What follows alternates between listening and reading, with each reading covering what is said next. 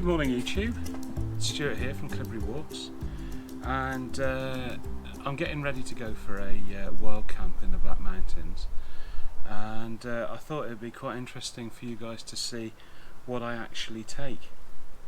The start off is my Osprey Exos 48. The variant that I use has the long back because I'm all back and no legs, short legs. Then everything goes inside a large OEX dry bag inside the pack. My sleep system consists of a Trekology Aloft UL80 ultralight sleeping mat and a snozzle to blow it up with, my Sea to Summit Aeros Premium large pillow. This is a new piece of kit. This is a Thermarest Chorus 32 degrees Fahrenheit down-filled sleeping quilt. So that's sleeping taken care of. Waterproofs, because I'm not expecting rain, but if it does come down, I take a Snugpack Enhanced Patrol Poncho. If it does rain, I've also got a waterproof cover for my rucksack.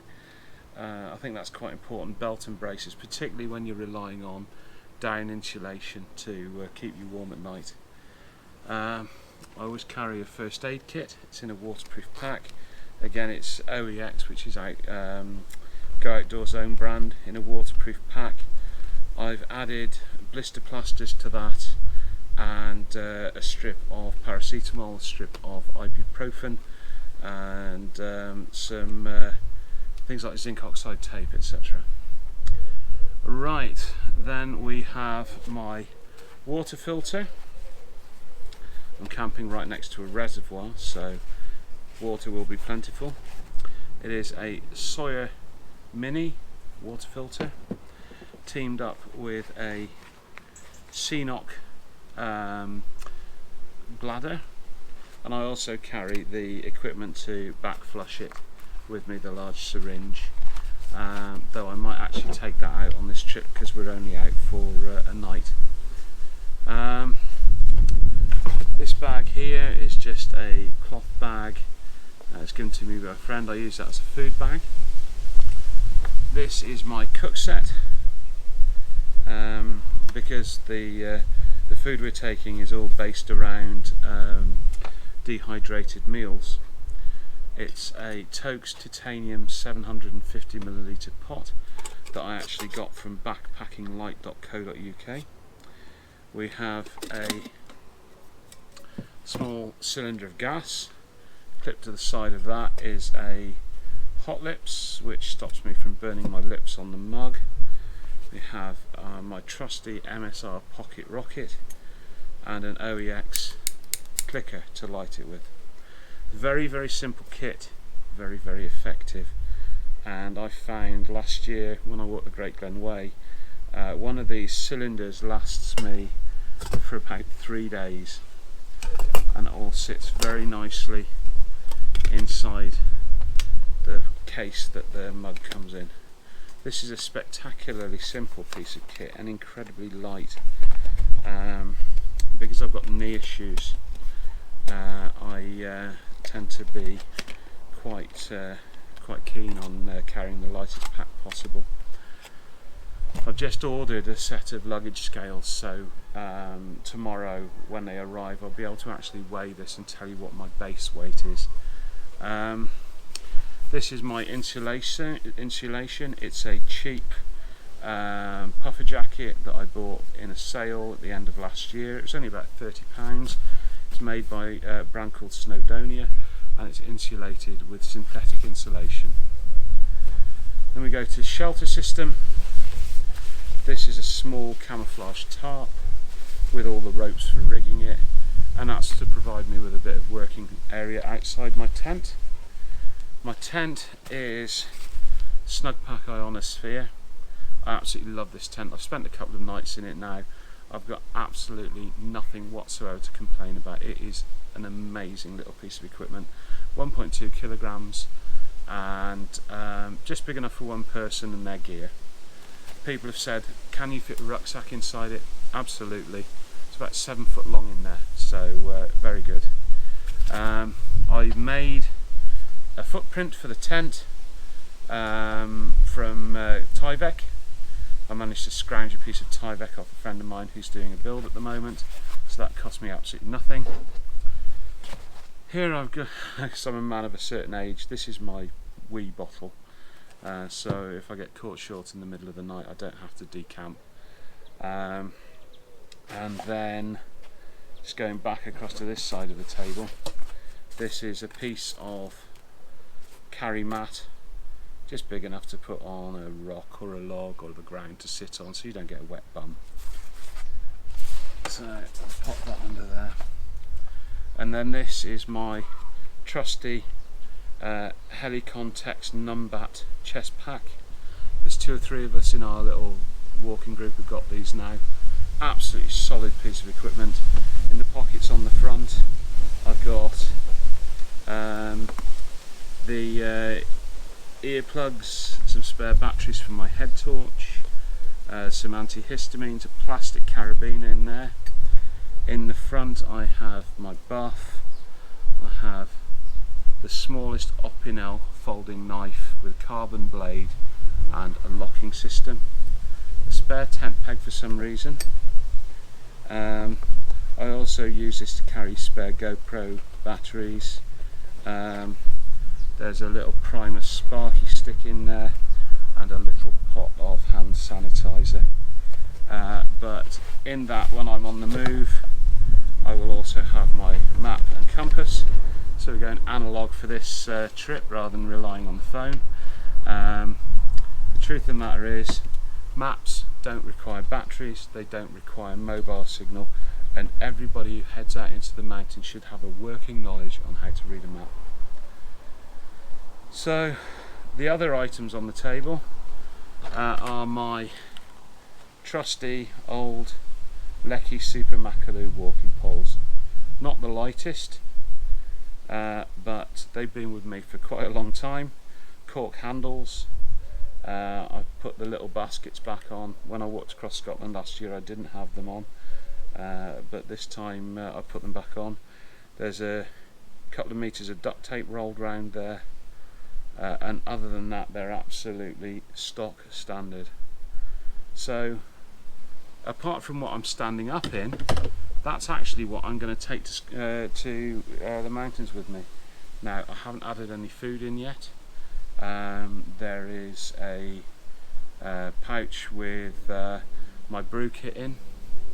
Also inside that pouch there is my head torch, a couple of spare dehydrated ration pouches, and just little items like that.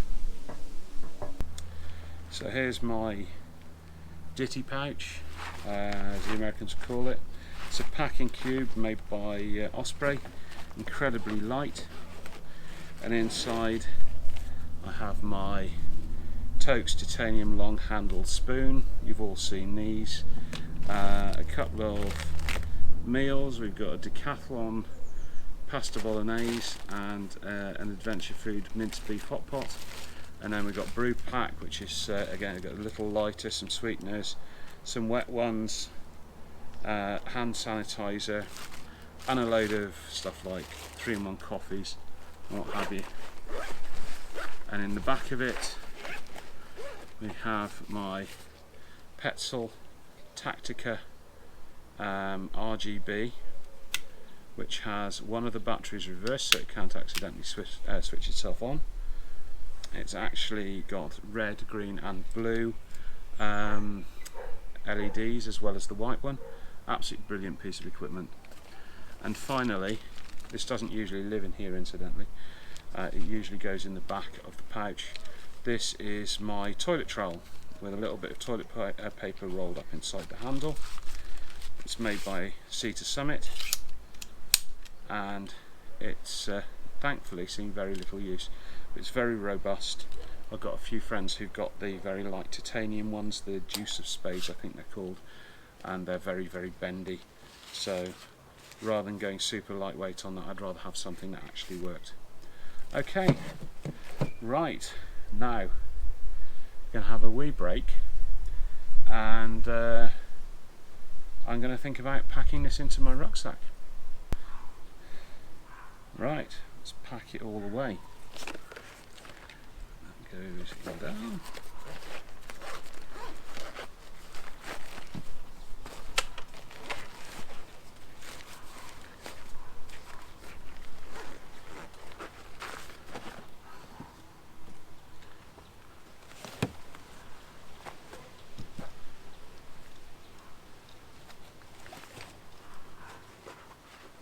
The one thing that I haven't actually included in this is my filming and equipment, and what I want to do is actually do a separate video on that, because obviously I'm using it at the moment, but it's very straightforward. It's a system that I built around a GoPro Hero 7 Black, which I found to be an absolutely phenomenal camera.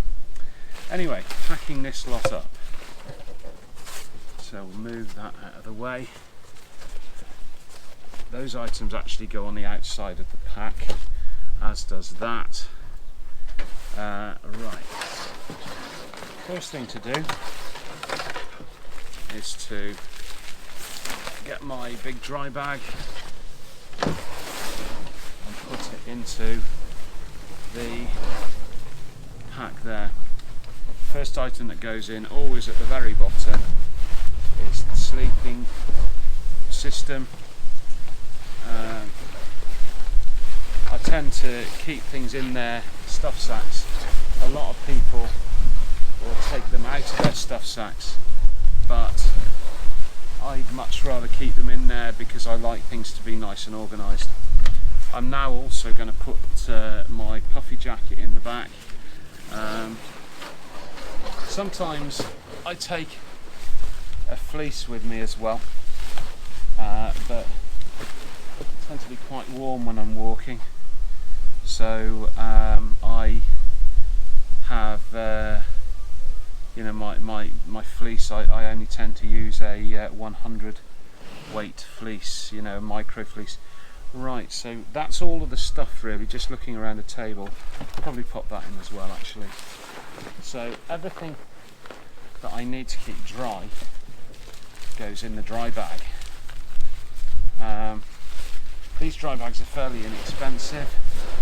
I've got a couple of them, and just roll the top over. I tend to roll it about 4 times and then clip it together, and then that's down in the bottom of the pack there.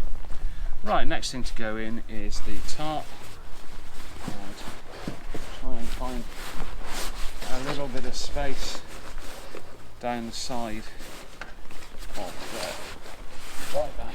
There we go. Into that space I will also pop my first aid kit. So now the bottom of this bag's now starting to get a bit solid, which is all good. That can go in. Let's have a look. I'll pop that over there. The stove can go drop in there. Then we've got rain cover. We have the water filter. Now, last year, sometimes I put the water filter in these side pockets here. I did last year when I walked across Scotland. And the food bag can go in, and the poncho. You can actually see how much space I've got left. I mean, I've got a huge amount of space. In fact, when I go walking with my son, he's coming with me. He takes an Osprey 33 litre bag, and he has got, oh, there's something that I haven't mentioned. He has ample space in a 33 litre. Right, so this is a bottle of Avon Skin So Soft Original Jojoba Oil. Midges don't like it, but you have to be careful when you use it because it can be rather like a tanning oil. We don't want anybody getting sunburnt unnecessarily. Right, the tent goes on the back like so. Very useful little tie downs for carrying a tent already added to this pack. So there we go. So that's on there securely. Get the excess strap. I don't like straps flapping about really, and just literally wrap it round and wrap it round again, and then the rucksack sits upright for us nicely. And we've got this big pouch on the back here. We get our Tyvek footprint there.